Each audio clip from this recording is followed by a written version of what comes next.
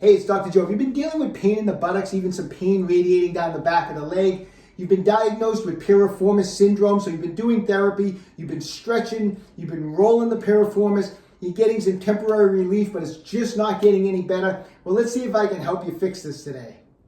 So a lot of people don't realize this, but there's actually a couple different types of piriformis syndrome.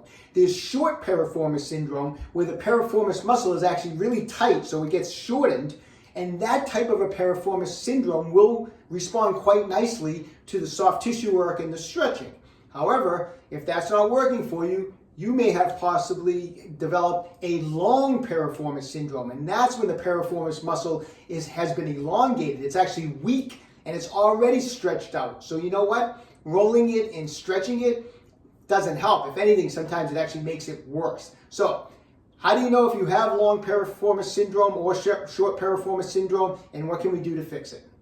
So real quick, if I'm standing up, my piriformis is actually an external rotator of the hip. It will externally rotate. If I'm sitting down, I have 90 degrees of hip flexion. My piriformis actually changes function. It will internally rotate the hip.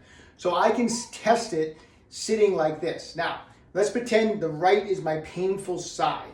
I put the non-painful side up. I bring my ankle up over the knee like this, and let's just for argument's sake say that my left leg is in this position like that, okay? So it's at about 45-degree angle. I put my painful side up, and I drop my knee way down like this. So my painful side actually is more flexible than my non-painful side. That's because chances are you have a long piriformis syndrome. That piriformis muscle is actually stretched out more on the painful side. So we're not going to roll it and stretch it, we're going to strengthen it. So I would start off with some side plank clamshells where I try to do 15 repetitions and do 3 sets. Next, I want you to do this hip airplane variation. I have my knee against a yoga block, which is against the wall. I want you to get into that hip airplane position. I want you to rotate your torso towards the wall, and I want you to hold this for 5 seconds and then come back into position. We're going to make each turn a hold for 5 seconds. I want you to try to do that 5 times.